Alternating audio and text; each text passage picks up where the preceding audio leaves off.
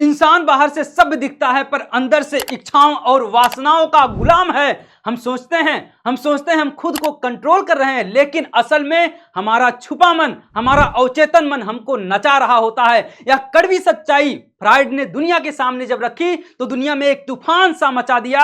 आइए बेटा, आज हम लोग शुरुआत करते हैं सिगमंड फ्राइड के द्वारा दिया हुआ मनोविश्लेषणात्मक सिद्धांत के बारे में। मनोविश्लेषणात्मक सिद्धांत वही सिद्धांत बेटा जो मन और मस्तिष्क का विज्ञान है, उसके बारे में आइए हम लोग चर्चा करते हैं। तो सबसे पहले हम लोग जानेंगे मनोविश्लेषण सिद्धांत के जनक कौन है, किसने प्रतिपादन किया। आइए एक एक चीजों को अच्छे तरीके से हम लोग समझने वाले हैं। तो यहां पर सिगमंड फ्राइड का मनोविश्लेषणात्मक सिद्धांत, जिसको मन की गहराइयों में छुपा सच के बारे में हम लोग जानने वाले हैं। हमारे अवचेतन मन में बहुत सारी ऐसी चीजें छुपी हुई हैं जो हम लगभग भूल चुके होते हैं, लेकिन वो हमारे सपने में कभी कभी आते हैं। तो इसी के बारे में इन्होंने बताया। तो चलिए हम लोग शुरुआत करते हैं, फ्राइड के परिचय को देखते हैं। तो सिगमंड फ्राइड एक मनोवैज्ञानिक थे और इनके द्वारा एक मनोविश्लेषण यानी साइको एनालिसिस सिद्धांत को दिया गया। और अगर मैं बात करूं, ऐसा दृष्टिकोण जो कहता है कि हमारे व्यवहार के पीछे सिर्फ हमारी जागरूक सोच ही नहीं है, बल्कि हमारे अवचेतन मन, हमारे अनकॉन्शियस माइंड में छुपी हुई इच्छाएं और संघर्ष भी जिम्मेदार होती हैं। तो आइए देखते हैं इनके सिद्धांत क्या क्या बताते हैं। तो यहां पर सबसे पहले इन्होंने मन के संरचना को बताया, जहां पर हम लोग इदम, ईगो और सुपर ईगो के बारे में बात करते हैं। वही इदम जो व्यक्ति को बुरा काम करवाता है। अगर आपको भूख लगी है तो भूख के खाना खाने के लिए आप चोरी भी कर सकते हैं।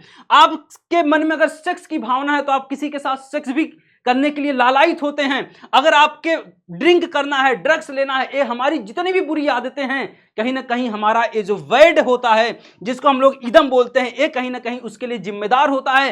कहने का मतलब है कि हमारी आदिम पशुवत इच्छाएं जो बस तुरंत सुख चाहती हैं, उसके बारे में इन्होंने बताया। दूसरा सुपर ईगो, जो समाज के नियमों को चला रहा होता है, जिसको हम लोग नैतिकता के कमांडर के नाम से जानते हैं। यानी जिस व्यक्ति के अंदर जितना ज्यादा नैतिकता होता है, वह व्यक्ति उतना ही बुरे कार्यों से दूर रहता है और हमेशा समाज के लिए, लोगों के अच्छे के बारे में सोचता है। और एक तीसरा है जिसका नाम है ईगो। ये क्या करता है बेटा, इदम और सुपर ईगो के बीच में संतुलन बनाने का काम करता है और यहां पर इसकी मध्यस्थता का काम करता है। तो हमारा हर निर्णय, हर व्यवहार इन्हीं तीनों को खींचातान का परिणाम होता है। तो चलिए हम लोग देखते हैं यहां पर जो साइकोटिक साइकी है, इसके बारे में अगर मैं बात करूं, यहां पर सेक्स क्या है, फूड क्या है, ड्रिंक क्या है, ड्रग्स, ये सब के सब अगर आप गलत आदतों में फंसे हैं तो आपके अंदर एकदम ज्यादा है। अगर सुपर ईगो आपके अंदर है तो यानी आप अच्छे कार्यों को आप अच्छे तरीके से कर रहे हैं। और ईगो जो होता है दोनों को बैलेंस करने का काम करता है और साथ ही साथ परिणामों की चिंता करता है। अगर हम गलत कार्यों को करेंगे तो उसका रिजल्ट क्या होगा, और योजना का निर्माण भी करने का काम करता है। आगे मैं बात करूंगा चेतन और अवचेतन मन क्या है, कॉन्शियस एंड सबकॉन्शियस और यहां पर अनकॉन्शियस माइंड के बारे में चर्चा करेंगे। तो फ्राइड के अनुसार हमारे मन का बहुत बड़ा हिस्सा अवचेतन, अनकॉन्शियस होता है। यह छुपी होती है वे यादें, इच्छाएं और डर जिन्हें हम दबा देते हैं, लेकिन ये दबे हुए विचार कभी कभी हमारे सपनों, गलती से निकले शब्दों या अनजाने व्यवहारों में झलक जाते हैं। और इसे ही फ्राइड ने क्या कहा, फ्रॉइडियन स्लिप यानी अवचेतन मन की झलक। इसे क्या कहा बेटा, अवचेतन मन की या अवचेतन शक्ति की झलक के रूप में बताया।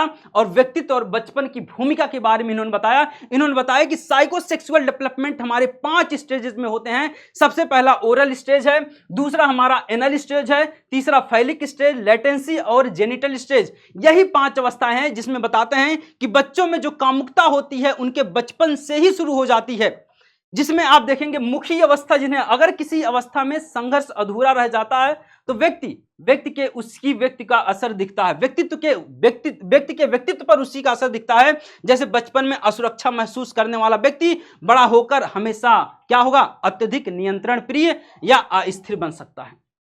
आगे मैं अगर चर्चा करूं, यहां पर आप देख सकते हैं 5 स्टेजेस हैं। कौन कौन से 5 स्टेजेस हैं आप यहां पर देख सकते हैं कि किस तरीके से 5 स्टेज के बारे में बताया।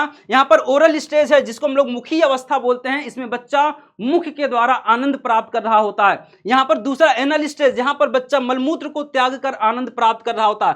फैलिक स्टेज, इसमें जनांगों पर आधारित हो जाता है और इसी में आता है ओडिपस रेक्स एंड इलेक्ट्रोरेक्स।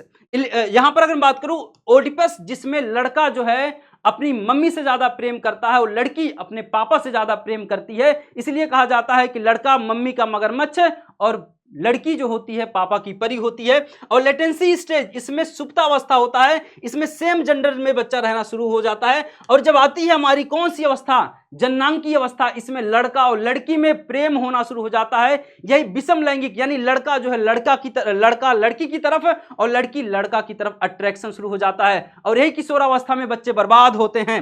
और अगर मैं बात करूं समाज और विवाद, ये सारी की सारी बातें सिगमंड फ्राइड के द्वारा बताया गया। फ्राइड के विचार क्रांतिकारी थे पर विवादास्पद थे, काफी सारी विवादों का सामना इनके सिद्धांत को करना पड़ा। उन्होंने कहा इंसान सभ्य दिखता है अंदर से, लेकिन सभ्य नहीं होता है। अंदर से उसके अंदर बहुत सारी ऐसी इच्छाएं हैं, उसके अंदर ऐसे आक्रोश हैं, उसके हमेशा अंदर संघर्ष होते रहते हैं। इस प्रकार से उन्होंने एक मनुष्य को पुतले की तरह बताया। कई लोगों ने उनके सिद्धांत को यौनता पर अधिक केंद्रित कहकर आलोचना की। उन्होंने मनुष्य की आत्मा में झांकने का जो साहस दिखाया, उसने मनोविज्ञान की एक दिशा ही बदल दी। ठीक मेरे प्यारे विद्यार्थियों, इसी प्रकार से ऐसे इंफॉर्मेटिव वीडियो के लिए हमारे चैनल से बने रहें। सभी मेरे प्यारे विद्यार्थियों को नमस्कार, जय हिंद।